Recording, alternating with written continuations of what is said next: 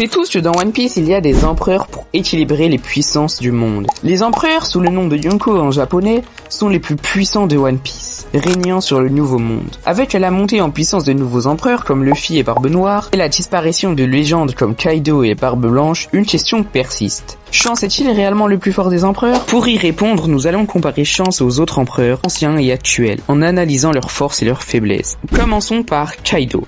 Kaido, la créature la plus forte du monde, Kaido était autrefois considéré comme le pirate le plus puissant. La force physique inégalée surpassant celle de la plupart des pirates. Son fruit du démon surpuissant, Luolo Nomi, modèle Shiryu, un Zoan mythique qui lui permet de se transformer en dragon géant. Comme on l'a vu à Onigashima, il pouvait même transporter une île géante, ce qui était juste hallucinant. Une maîtrise avancée des 3 haki, notamment l'infusion du haki des rois. Endurance monstrueuse, capable d'encaisser des attaques divines, ses faiblesses. L'arrogance et le manque de prudence. Comme on l'a vu, avec Luffy, il était trop arrogant. Il disait qu'il était faible, etc. Ce qui lui a coûté sa défaite. Une dépendance excessive à sa force brute, sans réelle finesse tactique. Big Mom, l'impératrice indestructible. Charlotte Lidlin était une empereur redoutable, alliant force brute et pouvoir surnaturel. Elle avait un fruit du démon, le Sorosoronomi, lui permettant de manipuler les âmes et d'animer des objets. Sa force physique colossale, surpassant la plupart de ses adversaires. Quand elle était petite, elle a détruit tout son village, alors qu'elle avait juste 8 ans. Son endurance inhumaine, pouvant combattre les jours sans fatigue, et sa maîtrise avancée des 3 haki, surtout son haki défensive. Bon, pour ses faiblesses, elle a un tempérament instable, qui peut la rendre vulnérable, et un excès de confiance qui lui a coûté cher à Wano. 3e empereur, Barbe Noire, l'empereur du chaos. Marshall D6 est l'empereur le plus imprévisible et potentiellement le plus dangereux. Ses forces.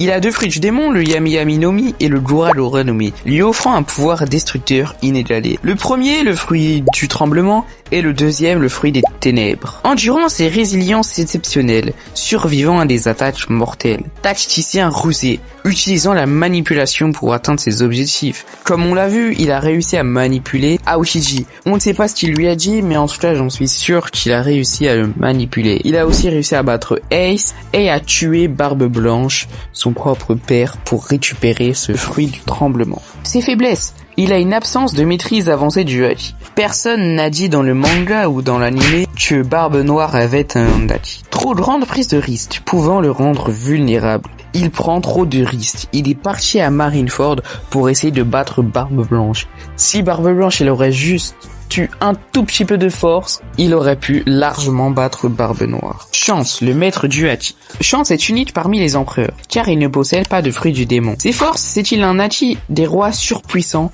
surpassant celui de tous les autres empereurs connus, même j'irais plus loin, surpassant tout le monde de One Piece, tous les pirates de tout One Piece avec la marine rassemblée. On ne connaît pas encore la puissance d'Imu, mais pour l'instant, c'est évidemment Shanks. Sa vitesse et précision, capable d'arrêter un amiral instantanément. Comme on l'a vu dans le film One Piece Red, il a réussi à contrer Kizaru alors qu'il va à la vitesse de la lumière. Sa maîtrise avancée du combat à l'épée, rivalisant avec Mihawk, et leadership et équipage d'élite, faisant de lui un empereur redouté. Si on doit résumer tout ça, c'est-il un haki des rois surpuissant, une vitesse et précision hallucinante, une maîtrise avancée du combat à l'épée, et en plus, un très bon équipage. Ses faiblesses, c'est qu'il a aucune capacité de fruit du démon, contrairement aux autres empereurs, perte de son bras, bien qu'il compense largement avec son haki. Luffy, le futur roi des pirates. Monkey D. Luffy est le plus récent des empereurs et possède un potentiel immense. Il a un fruit du démon, Lito Nomi modèle Nika, lui donnant une liberté totale en combat. Il a un fruit ultra puissant. Il a un des fruits le plus puissant de One Piece. Une maîtrise avancée des 3 haki, rivalisant déjà avec Kaido, une endurance et volonté incroyable, le rendant presque inarrêtable. Ses faiblesses, c'est qu'il manque d'expérience stratégique, on sent souvent tête baissée. Bon, aussi il y a Jinbei dans l'équipage qui sait réfléchir, mais faut que Luffy sait réfléchir lui-même. Faut qu'il réussisse à faire des stratégies. Et son autre faiblesse, c'est le Gear 5 épuisant, le limitant dans un combat prolongé.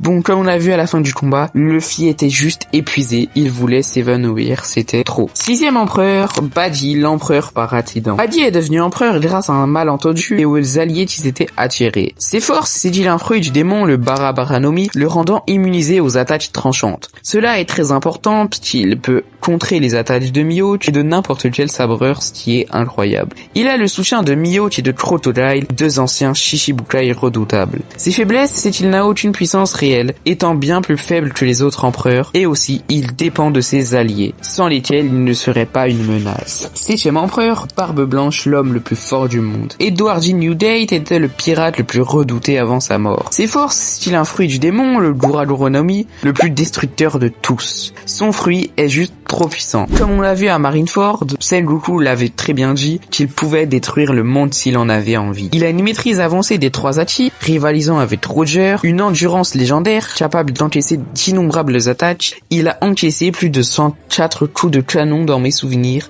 et 44 coups de pistolet. Bref, je m'en rappelle pas des nombres, mais en tout cas, c'était juste hallucinant. Il a une force physique titanesque, surpassant presque tous les autres pirates. Ses faiblesses, c'est la vieillesse et la maladie qui l'ont affaibli à Marineford, et son manque de rapidité, comparé à des combattants comme Shanks. Bon, dommage qu'il soit vieux, mais à son prime, on est tous d'accord pour dire qui était surpuissant. Bon, Shanks est-il réellement le plus fort? Pour répondre à cette question, analysons plusieurs aspects. Déjà, la puissance individuelle. Barbe Blanche et Kaido surpassaient Shanks en puissance brute. Luffy et Barbe Noire ont un potentiel supérieur à long terme. Et Shanks était dans le Hachi ce qui est l'arme ultime contre les utilisateurs de fruits du démon. L'intelligence et la stratégie. Shanks est l'un des plus grands stratèges. Il a stoppé la guerre de Marineford sans combat et agit toujours avec prudence. L'influence et l'équipage. Son équipage est redouté et composé de combattants d'élite, contrairement à Kaido ou Big Mom qui comptaient sur des subordonnés moins impressionnants. Le duel potentiel contre les autres empereurs. Contre Kaido, son Hachi supérieur pourrait lui donner l'avantage. Contre Big Mom, il est plus rapide et intelligent,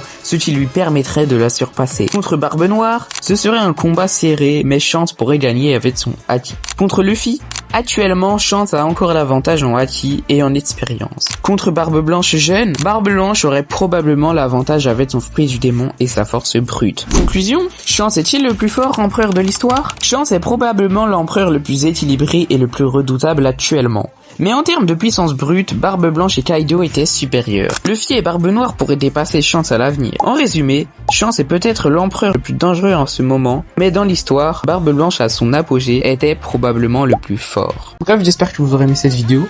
Ça a été une vidéo un peu courte, je sais, mais bon, c'était juste pour vous faire une petite tier list, voilà, petite vidéo chill. Parce que la dernière vidéo, elle a duré 20 minutes. Elle m'a pris énormément de temps dans le montage. Mais cette là sera un peu moins de temps, du coup, c'est un peu une vidéo chill. Bref, c'était Tenji. Ciao.